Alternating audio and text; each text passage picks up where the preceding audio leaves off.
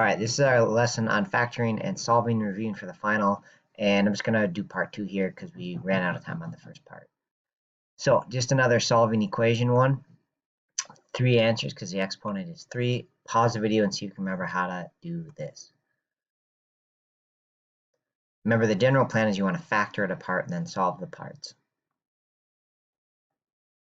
Okay, so first step is to get 0 on one side. Okay, and then look for a GCF, but there isn't any GCF. And so 4 terms, the way you factor 4 terms is you want to group the front 2 and group the back 2. Okay, so the front 2 you can pull out x squared, and that will leave you with x plus 2. Out of the back 2 you can pull a 6. That'll leave you with x plus 2 again, which is good. Okay, because when you do this method, these should match. So you're left with then whatever's in front, which is x squared plus 6, and then the parts that match x plus 2. Right? And now we've broken it apart into a quadratic and linear so we can solve them. If you set this one to 0, it's pretty straightforward. You get -2 as your answer. It's one of our 3 answers. And then the other one, we got to do a little bit of work. -6. And then take the square root. So this one's going to be imaginary answers. All right. And so root 6 really doesn't clean up other than you can pull off the negative part, and that's going to be I. So you're going to have plus or minus I root 6. Right, and that gives you the other 2 answers. Right, so 3 total answers, plus or minus I root 6, and then -2. Okay, and again, 4 terms, you want to group them and look for a GCF.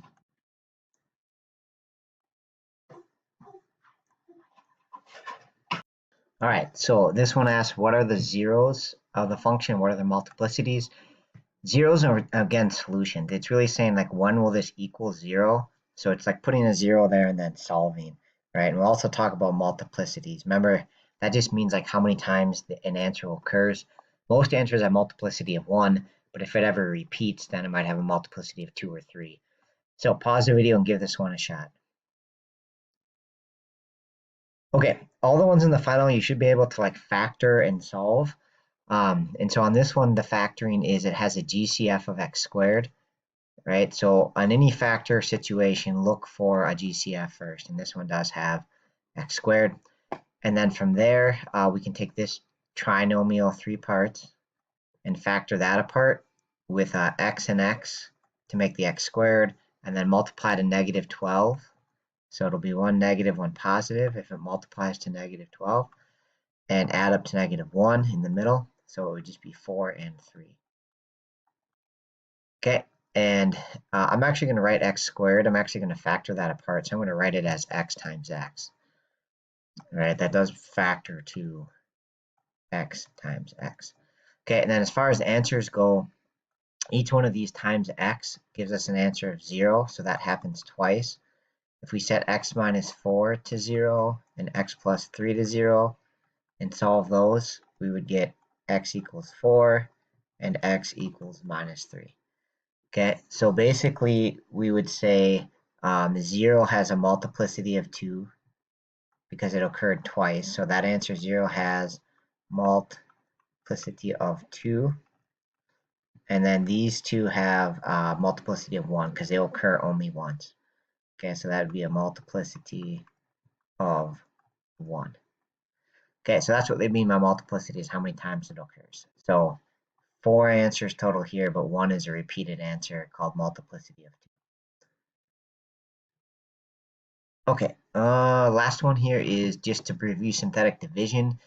And eventually we use synthetic division to help factor and solve. And you always got remainder 0, but regular synthetic division, you might not always get remainder of 0. So I'll pause the video and see if you remember how to do this one. Okay, so synthetic division, you make the little window, and in the window goes the answer. So if we were setting this to 0 and solving it, we would have an answer of 3. All right, so the answer goes in the window, and then I list my coefficients in order. Make sure there's no gaps. Right, I don't think there's any missing terms here. It goes cube, squared, first, and constant, so there's no 0 gaps.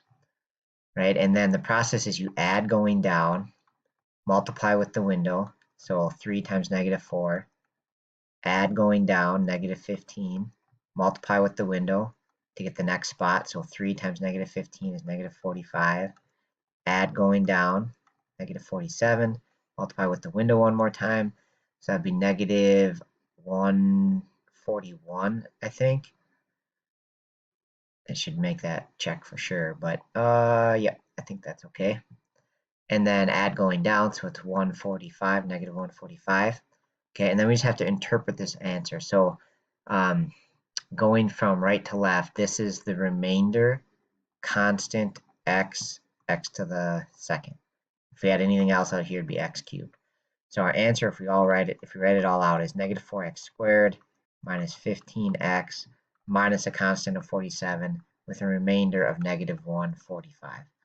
Okay, and that is our answer when you divide, right? And we kind of get one less exponent. We started with an x cubed. We divided it by x to the first. Our exponent got lowered by 1, and that is our answer. Okay, I think there is one synthetic division on the final, so make sure you know how to do that process. That is all. Thanks for watching.